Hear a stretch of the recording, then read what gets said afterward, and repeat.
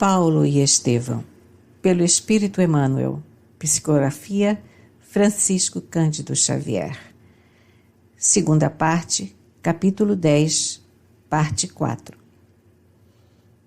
Muitas vezes as pregações se realizavam alta madrugada, quando o soberano silêncio dominava a natureza. Centenas de discípulos escutavam a palavra luminosa do velho apóstolo dos gentios, experimentando o poderoso influxo da sua fé. Nesses recintos sagrados, o convertido de Damasco associava-se aos cânticos que se misturavam de prantos dolorosos. O Espírito santificado de Jesus, nesses momentos, parecia pairar na fronte daqueles mártires anônimos, infundindo-lhes esperanças divinas. 2 meses haviam decorrido após a festa hedionda, e o movimento das prisões aumentava dia a dia. Esperavam-se grandes comemorações. Alguns edifícios nobres do Palatino, reconstruídos em linhas sóbrias e elegantes, reclamavam homenagens dos poderes públicos. As obras de reedificação do grande circo estavam adiantadíssimas. Era imprescindível programar festejos condignos. Para esse fim, os cárceres estavam repletos. Não faltariam figurantes para as cenas trágicas. Projetavam-se naumaquias pitorescas, bem como caçadas humanas no circo, em cuja arena seriam igualmente representadas peças famosas de sabor mitológico. Os cristãos oravam, sofriam, esperavam. Certa noite, Paulo dirigia aos irmãos a palavra afetuosa no comentário do Evangelho de Jesus. Seus conceitos pareciam mais que nunca divinamente inspirados. As brisas da madrugada penetravam a caverna mortuária que se iluminava de algumas tochas bruxuleantes. O recinto estava repleto de mulheres e crianças ao lado de muitos homens embuçados. Depois da pregação comovedora, ouvida por todos, com os olhos molhados de lágrimas, o ex-tecelão de Tarso perolava solícito. Sim, meus irmãos, Deus é mais belo dos dias trágicos. Quando as sombras ameaçam o caminho, a luz é mais preciosa e mais pura. Nestes dias de sofrimento e morte, quando a mentira destronou a verdade e a virtude foi substituída pelo crime, lembremos Jesus no madeiro infamante. A cruz tem para nós outros uma divina mensagem. Não desdenhemos o testemunho sagrado, quando o Mestre, não obstante imáculo, só alcançou neste mundo batalhas silenciosas e sofrimentos indefiníveis.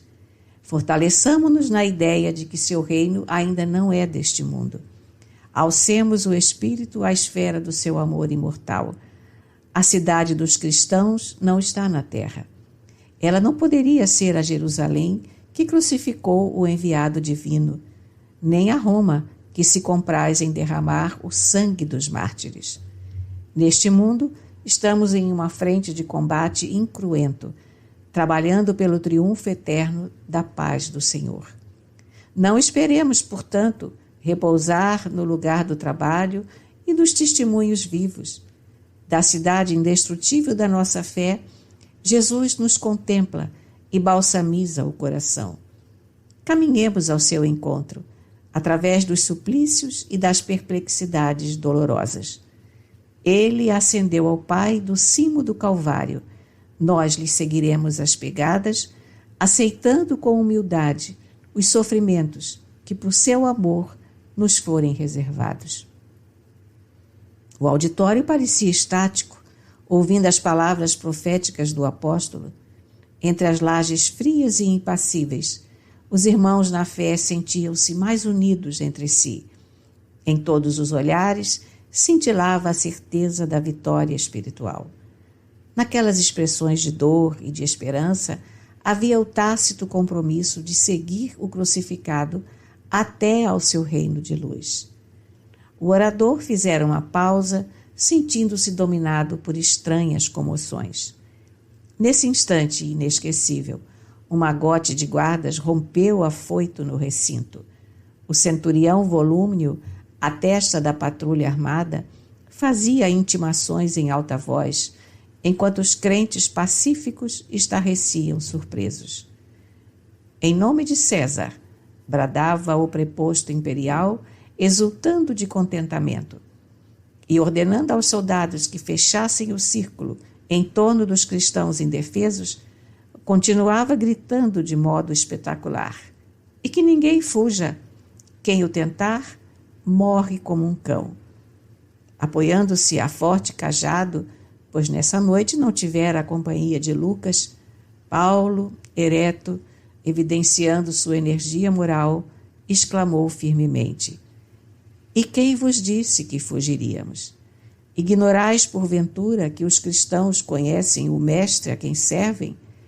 Sois emissários de um príncipe do mundo, que estes sepulcros esperam. Mas nós somos trabalhadores do Salvador, magnânimo e imortal. Volúmnio fitou surpreso. Quem seria aquele velho, cheio de energia e combatividade? Apesar da admiração que lhe inspirava, o centurião manifestou seu desagrado num sorriso de ironia. Medindo o ex-rabino de alto a baixo, com um olhar de profundo desprezo, acrescentou: atentem bem no que aqui dizem e fazem. E depois de uma gargalhada, dirigiu-se a Paulo com insolência: como ousas afrontar a autoridade de Augusto? Devem existir, de fato, diferenças singulares entre o imperador e o crucificado de Jerusalém. Não sei onde estaria seu poder de salvação para deixar suas vítimas ao abandono no fundo dos cárceres ou nos postes do martírio. Essas palavras eram pontilhadas de mordaz ironia, mas o apóstolo respondeu com a mesma nobreza de convicção: enganai-vos, centurião. As diferenças são apreciáveis. É que vós obedeceis a um infeliz e odiento perseguidor, e nós trabalhamos por um Salvador que ama e perdoa.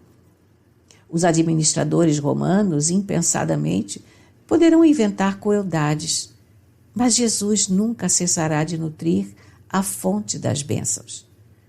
A resposta produzira grande sensação no auditório. Os cristãos pareciam mais calmos e confiantes. Os soldados não ocultavam a enorme impressão que os dominava. O centurião, embora reconhecendo o desassombro daquele espírito varonil, não queria parecer fraco aos olhos dos subalternos e exclamou irritado: vamos, Lucílio, 3 bastonadas neste velho atrevido. O nomeado avançou para o apóstolo impassível. Ante a admiração silenciosa dos presentes, o bastão os uniu no ar. Bateu em cheio no rosto do apóstolo, que nem por isso se alterou. As 3 pancadas foram rápidas. No entanto, um filete de sangue lhe escorria da face dilacerada. O ex-rabino a quem haviam tomado o cajado de apoio mantinha-se de pé com certa dificuldade, mas sem trair o bom ânimo que lhe caracterizava a alma enérgica. Fixou os verdugos com firmeza e sentenciou: não podeis ferir senão o corpo.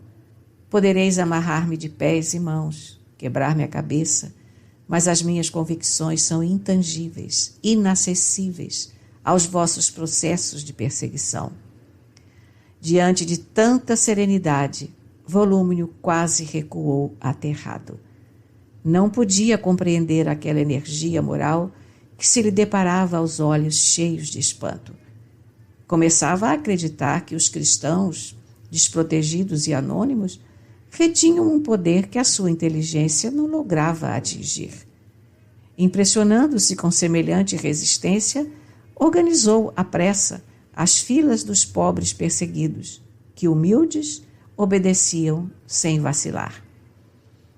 O velho apóstolo tarcense tomou lugar entre os prisioneiros, sem trair o mínimo gesto de enfado ou rebeldia. Observando atentamente a conduta dos guardas, exclamou, quando se deslocava o bloco de vítimas e verdugos, ao primeiro contato com o relento frio da madrugada: exigimos o máximo respeito para com as mulheres e crianças. Ninguém ousou responder à observação, articulada em tom grave de advertência. O próprio volúmio parecia obedecer inconscientemente às admoestações daquele homem de fé poderosa e invencível. O grupo marchou em silêncio, atravessando as estradas desertas, chegando à prisão mamertina quando listravam o horizonte os primeiros clarões da aurora. Atirados previamente num pátio escuro, até serem alojados individualmente nas divisões gradeadas e infectas, os discípulos do Senhor aproveitaram esses rápidos momentos para conforto mútuo, para trocarem ideias e conselhos edificantes. Paulo de Tarso, todavia, não descansou. Solicitou audiência ao administrador da prisão, prerrogativa conferida ao seu título de cidadania romana, sendo prestes atendido. Expôs sua doutrina sem rebuços e, impressionando a autoridade com seu verbo fluente e sedutor, encareceu as providências atinentes ao seu caso, pedindo a presença de vários amigos, como Acácio Domício e outros, para deporem no concernente à sua conduta e antecedentes honestos. O administrador vacilava na resolução a tomar. Tinha ordens terminantes de recolher ao cárcere todos os componentes de assembleias que se filiassem à crença perseguida e execrada. No entanto, as determinações de ordem superior continham certas restrições, no sentido de preservar, de algum modo, os humilhores aos quais a corte oferecia recursos de liberdade, caso prestassem juramento a Júpiter, abjurando o Cristo Jesus. Examinando os títulos de Paulo e conhecendo, através de seus informes verbais, as prestigiosas relações de que podia dispor nos círculos romanos, o chefe da prisão mamertina resolveu consultar Acácio Domício sobre as providências cabíveis no caso. Chamado ao estudo da questão, o amigo do apóstolo compareceu solícito, procurando falar com o prisioneiro, depois de longa entrevista com o diretor da prisão. Domício explicou ao benfeitor que a situação era muito grave, que o prefeito dos pretorianos estava investido de plenos poderes para dirigir a campanha como melhor entendesse, que toda a prudência era indispensável e que, como último recurso, só restava um apelo, a magnanimidade do imperador, perante quem o apóstolo devia comparecer para defender-se pessoalmente, caso fosse deferida a petição apresentada a César naquele mesmo dia. Ouvindo essas ponderações, o ex-rabino recordou que uma noite, em meio à tempestade, entre a Grécia e a ilha de Malta, ouvira a voz profética de um mensageiro de Jesus que lhe anunciava o comparecimento perante César sem esclarecer os motivos do evento. Não seria aquele o momento previsto? Milhares de irmãos estavam presos ou em extrema desolação. Acusados de incendiários, não haviam encontrado uma voz firme e resoluta que lhes advogasse a causa com o preciso desassombro. Percebia em Acácio a preocupação pela sua liberdade. Mas por trás das insinuações delicadas havia um convite discreto para que ocultasse a sua fé perante o imperador na hipótese de ser admitido à real entrevista. Compreendia os receios do amigo, mas intimamente desejava alcançar a audiência de Nero, a fim de esclarecê-lo quanto aos sublimes princípios do cristianismo. Constituir-se-ia advogado dos irmãos perseguidos e desditosos. Afrontaria de face a tirania ovante, clamaria pela retificação do seu ato injusto. Se fosse novamente preso, voltaria ao cárcere com a consciência edificada no cumprimento de um sagrado dever. Depois de rápida meditação sobre a conveniência do recurso que lhe parecia providencial, insistiu com Domício para que o patrocinasse com os empenhos ao seu alcance. O amigo do apóstolo multiplicou atividades pessoais para alcançar os fins em vista. Valendo-se do prestígio de todos os que viviam em condições de subalternidade junto do imperador, conseguiu a desejada audiência para que Paulo de Tarso se defendesse como convinha no apelo direto à autoridade de Augusto.